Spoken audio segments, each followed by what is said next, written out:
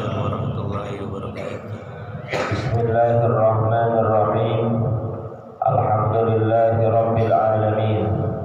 Allahumma salli wa sallim ala sayyidina Muhammadin wa ala alihi wa sahbihi ajma'in, amma ba'du.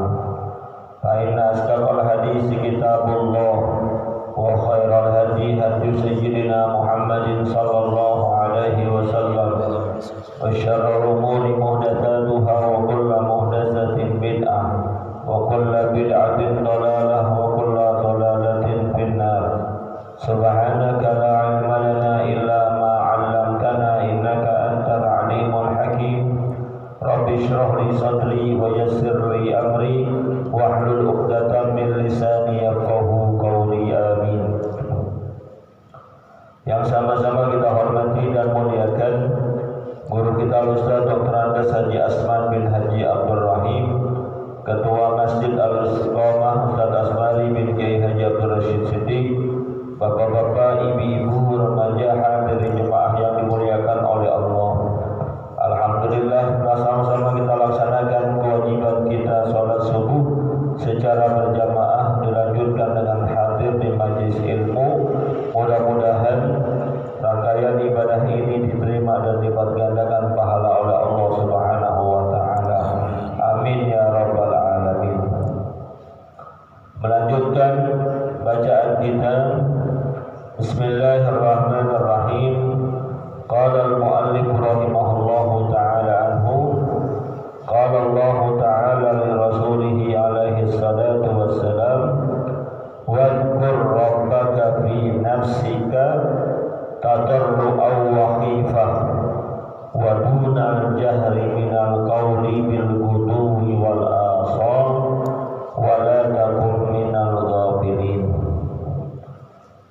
Pengarang kitab menyebutkan bahwasanya qala Allah ta'ala li rasulih alaihi salatu wassalam, Allah Subhanahu wa ta'ala berfirman kepada Rasul kita Muhammad sallallahu alaihi wasallam dalam surat Al-A'raf ayat ke-25, wadhkur rabbaka fi nafsika, dan ingatlah, berzikirlah kepada Tuhanmu, fi nafsika, di dalam hatimu, tadarru'an wa khifah, dengan penuh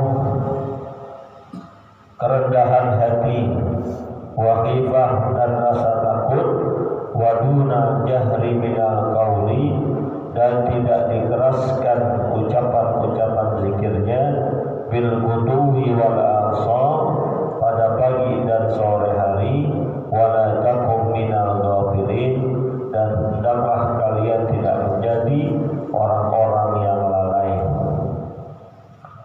Surat Al-A'raf ayat 205. Ada beberapa faedah kesimpulan yang kita bisa ambil. Pertama, kita diperintahkan oleh Allah Subhanahu wa taala untuk selalu berzikir kepadanya. Fadhkuruni azkurkum, berzikirlah kalian kepadaku, pasti akan aku ingat kepada kalian. Kenapa kita disuruh berzikir? Agar tidak lalai kita punya hati. Zikir ibarat adalah siraman-siraman terhadap sebuah pohon. Pohon akan menjadi gersang, akan menjadi layu seandainya tidak ada zikiran-zikiran. Tadarru'an wa khifah, dalam berzikir itu penuh ketundukan, kerendahan hati, dan rasa takut kepada Allah. Jadi berzikir itu harus diresapi agar mendapatkan faedah-faedah keutamaan-keutamaan zikir. Setiap yang kita ucapkan, setiap yang kita zikirkan, hendaklah kita tahu artinya, minimal secara garis besar. Kalau kita tahu artinya, paham maknanya, timbul cahaya dari hati kita, dari zikiran-zikiran yang kita ucapkan. Wa duna jahri minal qaul, dalam ayat ini dijelaskan, dan tidak meninggikan suara ketika melakukan zikir. inilah dalil yang dipakai oleh sebagian saudara kita yang nggak mau zikir kencang-kencang. Jadi kalau ada teman kita, saudara kita nggak mau zikir kencang-kencang, habis sholat diam aja kita. Nah, ini dalilnya. Jadi ada dasarnya. Wa duna jahri minal qaul. Lalu bagaimana dengan kita nih?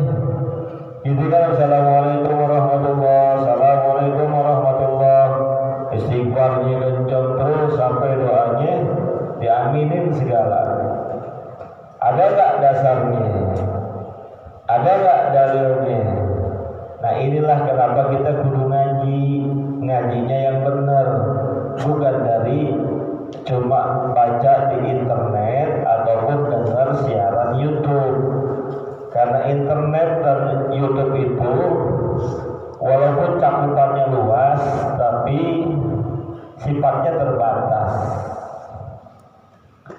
Nah, berkaitan dengan amaliyah di masyarakat kita, khususnya mengenai zikiran secara keras dan berjamaah, juga dengan baca doa diaminkan oleh yang lain, itu pun ada dasarnya, ada dalilnya. Apa dasar dan dalilnya? Hadis dari Sayyidina Abdullah bin Abbas radhiyallahu taala anhuma yang diriwayatkan oleh Imam Bukhari dan Muslim, dikatakan inna rab as-sauti inda dzikri, sesungguhnya meninggikan suara ketika berzikir, hina yansarifu minal maktubati, setelah selesai dari pekerjaan sholat wajib. Kayak kita berarti itu kana inda Rasulullah sallallahu alaihi wasallam, yang kayak itu ada terjadi pada zaman Nabi. Jadi zikir dengan suara keras itu udah ada pada zaman Nabi. Nabi tahu. Bahkan kata Sayyidina Abdullah bin Abbas radhiyallahu taala anhuma, saya tahu orang setelah selesai sholat di masjid dari berhentinya gemuruh suara zikir mereka. Zaman dulu belum ada mikrofon, belum ada mic, rumah berjauhan. Tapi taunya setelah sholat dari apa?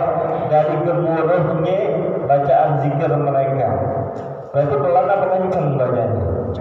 Kencang. Dan itu terjadi pada zaman Rasulullah sampai saat Sayyidina Abdullah bin Abbas mengucapkan kalimat itu. Artinya terus berlangsung. Maka dalam hal ini ulama menggabungkan, ada dalil yang menjelaskan zikir jangan kencang-kencang, ada dalil yang menjelaskan ternyata para sahabat Nabi pun zikirnya ada yang kencang. Bagaimana ini jalan keluarnya? Yang saya katakan tadi, inilah pentingnya ngaji. Karena yang paham betul bagaimana hadis, paham betul bagaimana penerapan ayat adalah para ulama yang mereka diwariskan ilmu pengetahuan. Al-ulama'u warasatul anbiya. Ulama itu adalah pewaris para nabi. Apa yang diwariskan? Ilmu. Jadi apa yang telah dikatakan oleh ulama, apalagi ini adalah sebuah kesepakatan, insya Allah kesepakatan itu adalah merupakan ilmu dari Rasulullah Sallallahu Alaihi Wasallam. Kata ulama, yang utama, yang bagus memang zikirnya jangan terlalu kencang. Namun, jangan berhenti sampai situ doang. Namun, zikir secara bersama-sama dengan suara kencang dan dipimpin oleh imam itu dibolehkan, bahkan dianjurkan dalam beberapa keadaan. Pertama, untuk mendidik jamaah yang belum tahu apa zikir-zikir dan bacaan sholat. Mohon maaf nih, saya Ustaz Asnari tahu tuh bacaan setelah sholat dari istighfar sampai doa dari mana. Kalau semata-mata belajar dari buku baca, nggak tahu tuh ukurannya kayak gitu, urutannya kayak gitu. Saya bisa karena apa? Karena sering ngikutin imam dari guru-guru kita. Mereka baca, pimpin, kita ngikutin, lama-lama bisa. Begitupun generasi setelah saya nanti, mereka akan bisa dari mana? Dari sering dengerin dan ngikutin bacaan-bacaan saya ataupun imam-imam yang lain. Begitu seterusnya. Jadi zikir berjemaah dengan suara keras memberikan faedah untuk mengajarkan kepada orang lain. Yang kedua, boleh melakukan zikir secara berjamaah dengan suara keras agar tidak mengganggu, asal tidak mengganggu orang yang lagi sholat, orang yang baca Quran. Saya atau bapak-bapak sholatnya masbuk karena telat 1 ataupun 2 rakaat. Selesai salam, imam berzikir bersama jamaah kita kan, melanjutkan menyempurnakan yang kurang, bisa 1 rakaat ataupun 2 rakaat. Ketika saya menyempurnakan itu, terganggu nggak dengan bacaan imam? Kalau saya sih insya Allah nggak terganggu. Terganggu nggak dengan zikiran yang kencang? Kalau saya sih insya Allah nggak terganggu, nggak masalah, gitu. Jadi kalau nggak ganggu, nggak masalah. Tapi kalau ganggu dan itu mengganggu kesempurnaan sholat, sebaiknya pelan-pelan. Seperti itulah cara ulama menjelaskan dalil-dalil yang seakan bertentangan. Dan insya Allah amaliyah-amaliyah yang diwariskan oleh guru-guru kita dan ulama-ulama kita tidak menyeleweng ataupun menyimpang. Bagaimana dengan doanya yang dipimpin oleh imam? Makmumnya tinggal aminin. Boleh apa enggak? Kan doa kita masing-masing beda. Nih, kadang-kadang ada tuh ucapan-ucapan seperti itu. Doanya beda-beda, Pak Ustadz. Nggak usah pakai dipimpin. Kalau saya bilang mah, ya terserah kalau mau pendapatnya kayak gitu. Yang pasti dalilnya ada nggak? Oh, mereka ngomongnya dalil tuh yang bersurat. Dalilnya ada nggak?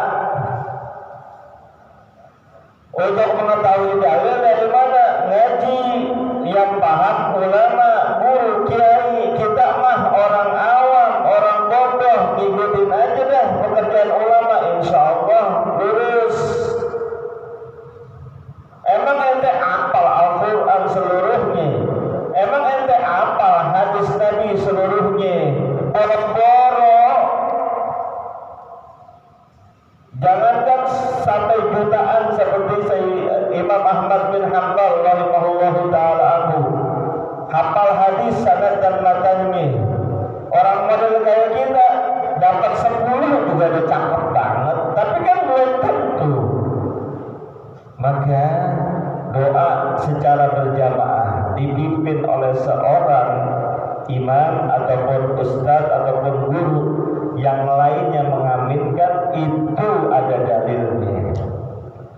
Hadis yang diriwayatkan oleh Al-Imam At-Tabarani rahimahullahu ta'ala anhu, dikatakan majtama'a qaumun, tidaklah berkumpul suatu kaum yad'ullaha ba'duhum. Ketika kumpul itu sebagian berdoa kepada Allah.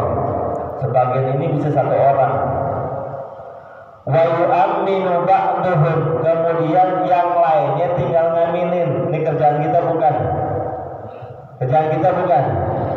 Imam sallallahu alaihi wasallam la ilaha illa huwal hayyul qayyum wa atubu ilaihi terus rabbana la tuzigh qulubana ba'da idh hadaytana wa hab lana min ladunka rahmah. Kan dia baca doa tuh Imam amin gitu kan, persis tuh.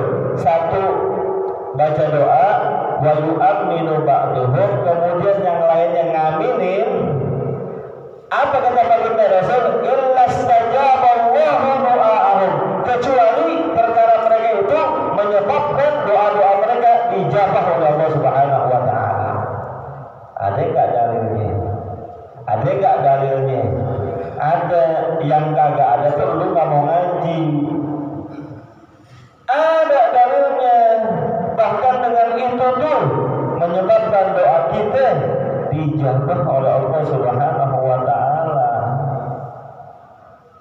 Nyeletuk lagi, emang dasar pengen bener. Kan doanya beda-beda Pak Ustaz. Beda-beda keperluannya. Ini saya jawab, emang ada imam yang doanya pribadi? Ayo dah coba. Ada gak?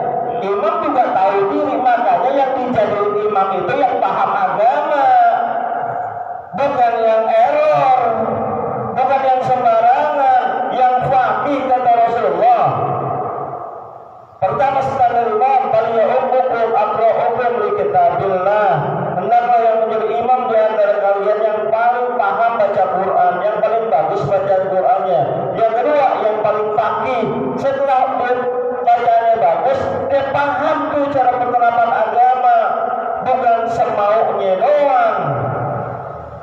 Orang-orang yang menjadikan imam paham, ngerti keperluan jamaah. Seumuran saya bermakmum dengan Ustaz Asman, nggak pernah Ustaz Asman doanya untuk kepentingan pribadi, nggak pernah. Selalu beliau baca doa-doanya umum untuk kebaikan kita semua. Allahumma inna nas'aluka salamatan fid din wa afiyatan fil jasad. Doa minta keselamatan agama, badan sehat. Kita perlu nggak? Perlu nggak? Perlu. Ayo tunjukin ke saya imam yang doa untuk kepentingan pribadinya diambil sama yang lain. Ya kali kalau ada imam doa, ya Allah, Allahumma jibna azwajana, ya Allah tambahkanlah istri-istri kami. Ada nggak yang begitu? Ada nggak?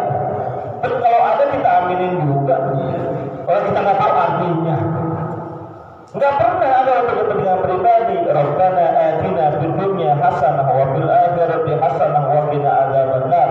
Ya Allah, berikanlah kepada kami kebaikan di dunia, kebaikan juga di akhirat, jauhkan dari azab neraka. Itu doa penting nggak buat kita? Penting juga, aminin doang aja susah. Jadi kalau ada orang yang sengaja-ngajak membentur-benturkan perbedaan itu dan menunjuk-nunjukkannya di hadapan kita berhak jawab. Tapi kalau enggak, lana a'maluna walakum a'malukum. Urusan kami dengan amal ibadah kami, urusan ente dengan amal ibadah ente. Maka jadi imam itu harus faqih, ngerti hukum fikih dan cara penerapannya.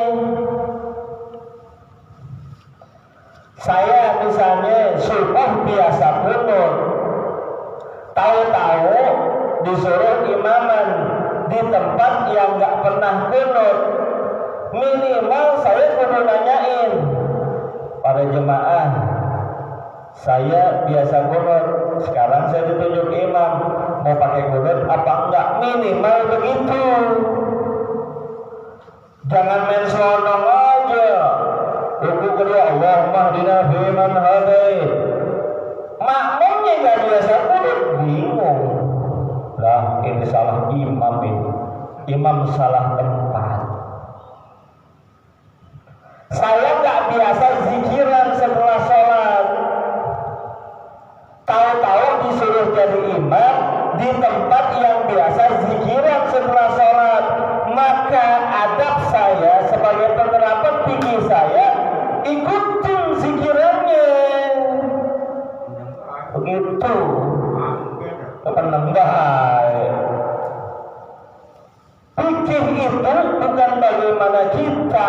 Fikih itu bagaimana penerapan kita dalam kehidupan bermasyarakat.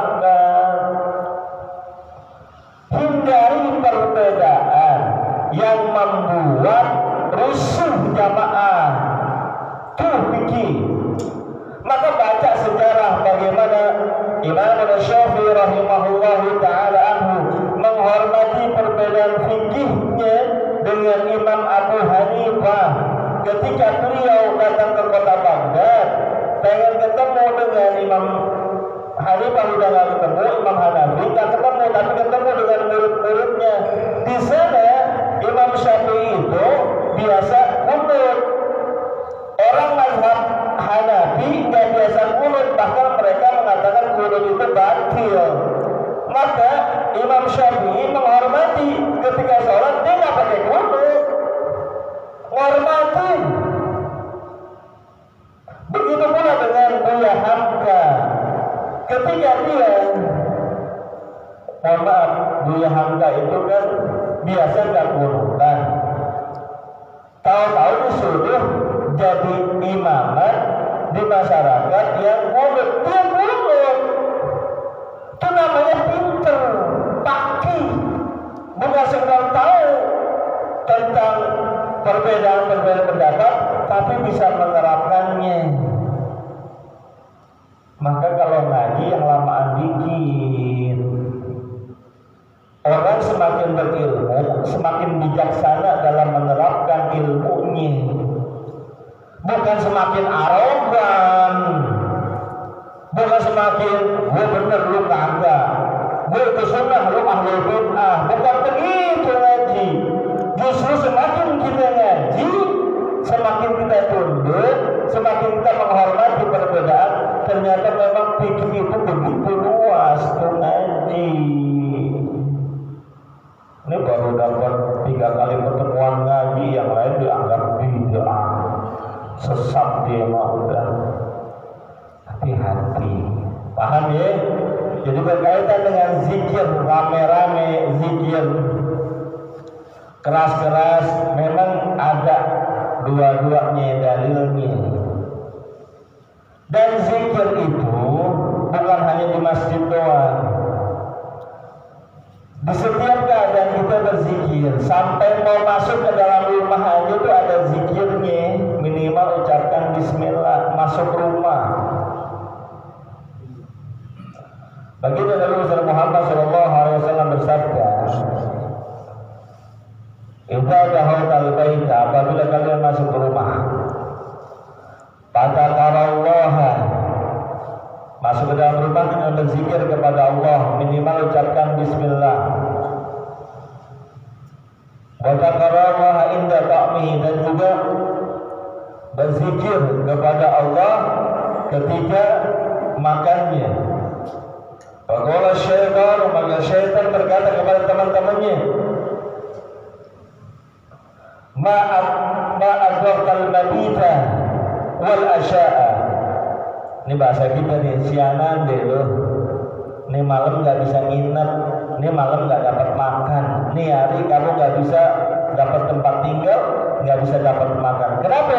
Yang masuk ke dalam rumahnya baca zikiran, yang mau makan baca zikiran minimal bismillah. Tapi kalau nggak pakai baca zikiran, nggak pakai baca bismillah, kata syaitan, faqad adraktumul mabita. Selama ini malam kita bisa nginep nih di rumah orang. Kenapa? Masuk ke rumahnya nyelonong. Kira-kira kita nih masuk ke rumah pada baca bismillah apa kagak nih? Kalau baca alhamdulillah, saya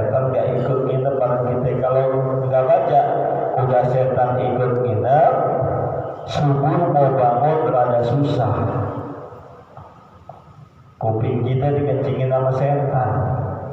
Kenapa? Emang kita yang ngajak. Kita yang ngajak nyelonong dan ikut. Gitu. Jadi zikir itu merupakan bagian dari perisainya orang beriman. Mudah-mudahan Allah Subhanahu wa taala jadikan kita yang paham agama dapat menerapkannya dalam kehidupan masyarakat sehingga kitanya tenang, masyarakat nyaman. Wallahu a'lam bishawab. Al-Fatihah.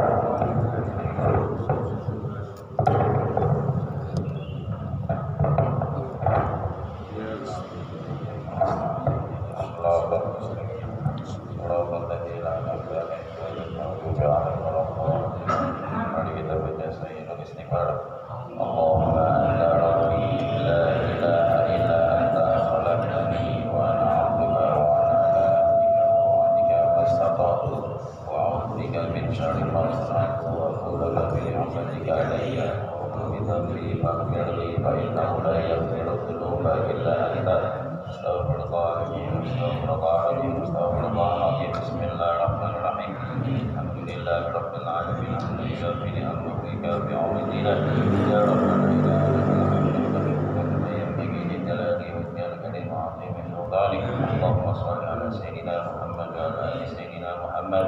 اللهم اعنا على ذكرك وشكرك وحسن عبادتك. اللهم انا نسالك رضاك والجنه ونعوذ بك من سخطك والنار. اللهم بك اصبحنا بك امسينا بك نحيا بك نموت واليك النشور. اللهم انفعنا بما علمتنا وعلمنا ما ينفعنا وزدنا علما نافعا. ربنا آتنا في الدنيا حسنه وفي الاخره حسنه وقنا عذاب النار. صلى الله على سيدنا محمد وعلى آله وصحبه وسلم والحمد لله رب العالمين.